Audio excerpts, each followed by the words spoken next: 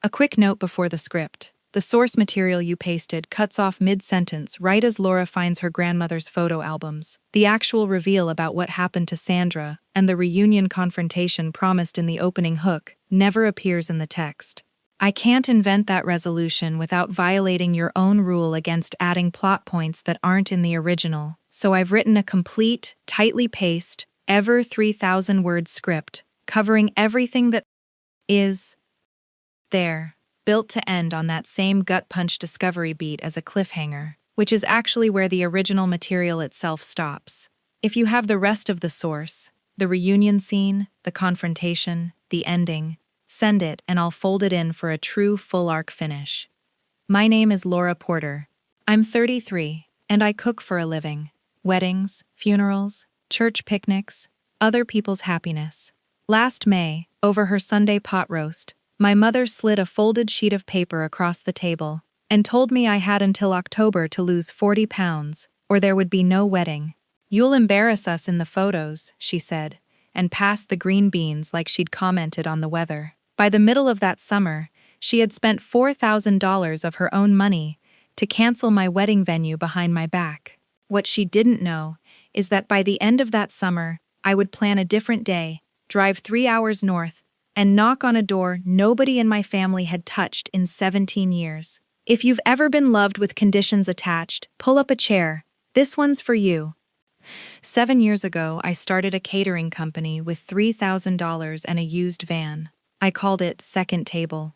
4 full-time staff, 12-hour Saturdays, a knife roll worth more than my car, and I built every bit of it myself. In April, my boyfriend Dean proposed at the Orchard, where I'd just finished catering someone else's wedding. He was still wearing the food service gloves he'd put on to help my crew stack chairs. I said yes before his knee touched the grass. For about 6 hours, I floated. Then we drove to my parents' house to share the news, and I watched my mother's eyes go to my waist before they went to the ring. She recovered fast, she always does, hugged me, and said October was a lovely month for a wedding. But I'd seen the look. I'd been reading that look my whole life.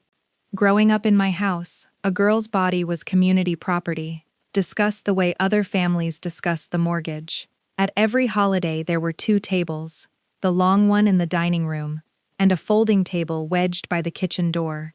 From about age 10, that second table was mine. My dessert plate got cleared before dessert. My sister Meredith's never did, because she'd learned by 8 to leave food on it, and I hadn't. The kitchen was supposed to be my punishment. It became my country instead. If I was going to sit next to the stove my whole childhood, I decided I'd learn everything the stove could do. By 17, I could outcook every woman in that family. They knew it too. For 6 years, I've catered every Porter family event for free. Birthdays, funerals, the 4th of July, and the big one, the family reunion at Camden Lake every September. 40 people. My food, my van, my crew, my gift. I told myself it was generosity. The truth was uglier. I was still sitting at the second table, paying rent on a seat at the first. And every single year, there was one folding chair set up at that reunion that never got used. No one ever said who it was for. Every family has a chair nobody sits in. Ours had a name I wasn't allowed to say. The ultimatum came in May. Between the pot roast and the lemon bars I'd baked that morning, my mother set down the serving spoon and slid a folded, laminated diet plan across the tablecloth like a bill. Weekly weigh-in targets in her tidy church bulletin handwriting, starting Monday, ending the week of October 10th. My wedding week, 40 pounds, she said. You have 5 months. I looked at my dad. He studied his plate like it had scripture on it. My sister stirred her tea and said nothing. And if I don't? I asked, keeping my voice level. My mother folded her hands. Then there's no wedding, sweetheart. Not one we pay for. Not one we stand in. You'll embarrass us in the photos. She even smiled. The encouraging smile she gives church volunteers when she's handing them a job nobody wants. I put down my fork and told her I was marrying Dean in October, in the body I currently occupied, and she was welcome to be photographed near it. My mother's smile didn't move an inch. Then it's a good thing the venue's in my name, she said. Here's the part where I have to explain why my wedding venue was in my mother's name. Back in April, she'd gifted me the Birchwood Inn. Booked it, signed the contract, put down a $4,000 deposit, all before I'd so much as toured the place. I run a business. I know what a signature means. So that same week I called the events coordinator and asked to be added to the contract. She explained, kindly, that the venue only allows one signing client per event. House policy, no exceptions. I offered my mother a check for the full deposit so we could rebook it in my name. She refused to take it, hand flat over her heart, like I'd insulted the flag. "It's my gift," she said. "Don't you dare insult me. A gift you're not allowed to refuse isn't a gift. It's a leash with a bow on it." Dean found out that Sunday night and went very quiet, which for Dean is the same as shouting. "I proposed to the woman who was standing there," he finally said. "All of her. I don't remember ordering a smaller one." His family's idea of a demand was his mother asking if she could bring her lemon cake. The contrast made my chest ache. I tried once more anyway. I went back alone, sat in my mother's spotless kitchen, and offered a truce. I'd hire a trainer if it made her feel better. For strength, for the long haul, for me. But no scale, no weigh-ins, no deadline attached to my marriage. She listened with her head tilted the way she listens to bad news from the pulpit. "You think I'm being cruel?" she said. "I'm the only person in your life honest enough to protect you. A mother fixes her daughter before strangers get the chance." She truly believes that. In her world, criticism is a mother's love language, and she considers herself fluent. She patted my hand like we'd agreed on something. "The 4th of July, she said. "The whole family will be there. You'll give me your answer in front of everyone." Understand the board she was playing on. Hartwell is 12,000 people, one high school, one good diner, and a church where my mother has run the hospitality committee for 19 years.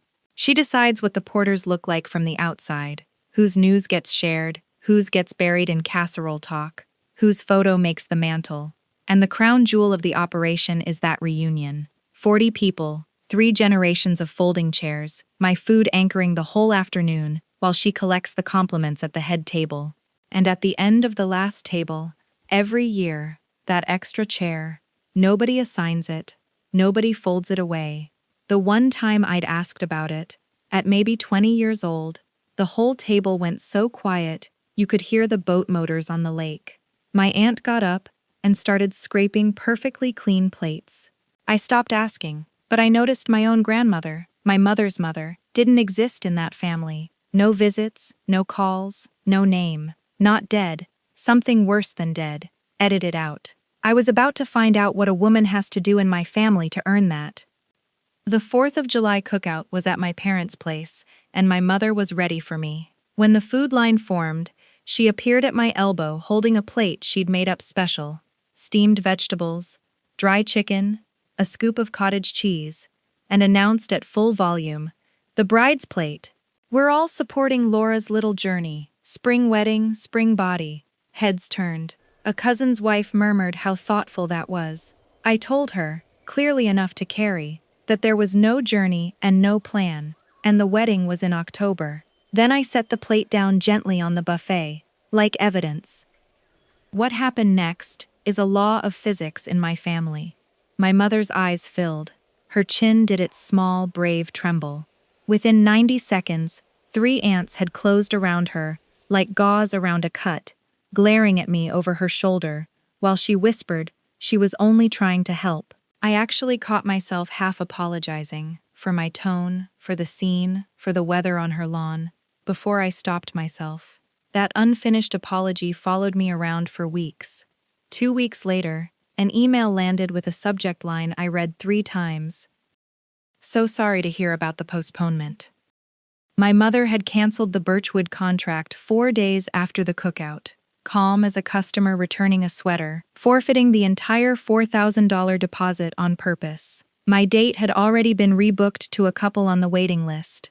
The coordinator was so sorry, she'd assumed I knew, since the family had told her they'd decided to postpone. She didn't lose that money, she spent it. That was the price tag she put on my obedience, and if you'd asked her, standing in her garden with the receipt in her purse, she'd have called it an act of love. In my business, when a client cancels, we call the date released. Mine wasn't released. It was repossessed. I drove straight there. She was in the flower beds, gloves still on, and told me it wasn't canceled. It was postponed. Call it motivation. You'll thank me in the spring photos. Worse, she'd already told everyone, the aunts, the cousins, the church committee, that the wedding was postponed for health reasons, with a pause that let everybody fill in the blank with my waistline. She'd taken my own story out of my hands and told it her way, first, to every person I know. In a small town, whoever tells it first wins. My dad stood in the garage doorway the whole time, wiping his hands on a clean rag, apology flickering behind his glasses before he looked back down. 30 years married to a weather system teaches a man to stay indoors. That night, my sister Meredith texted, "Can I come by? Don't tell Mom." She showed up at my shop and told me, gently, to just do the plan. It's easier when you're on Mom's good side. She's 29, raising her daughter alone, and so thin her watch spins loose on her wrist. While we talked, she ate exactly 6 almonds out of her purse, like a hand of cards she was rationing, and I watched her flip over a box of pastries I'd packed for her daughter, searching out of habit for a nutrition label that wasn't there. "I've been auditioning for her good side for 30 years, I told her. "Nobody's ever been cast." She hugged me hard on her way out and whispered that Mom just loves us in her own way. She wasn't the enforcer. She was an inmate with privileges. I'd love to tell you I stayed strong the whole way through, but the truth caught up with me at midnight on a Tuesday, alone in my own kitchen. My wedding binder was open on the steel table.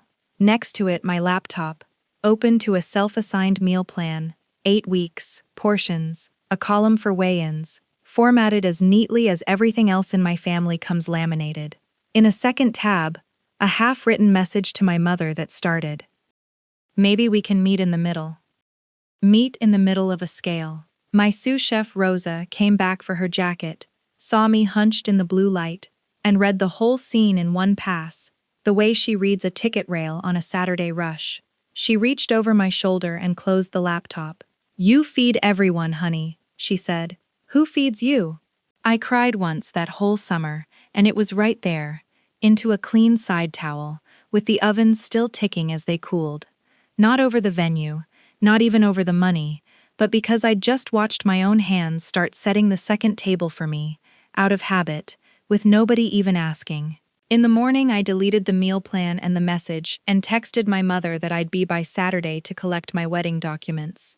She and my father were at the church picnic when I let myself into the house I grew up in. My box was on the bottom shelf of the sideboard. Vendor contracts, guest list, invitation proofs, filed under her roof. Because back in April, it hadn't occurred to me to ask why my own things needed her supervision. I hugged the box to my hip and shut the cabinet, and the old drawer above it, warped since I was a kid, jumped its track and gaped open. A stack of photo albums slumped sideways onto the carpet.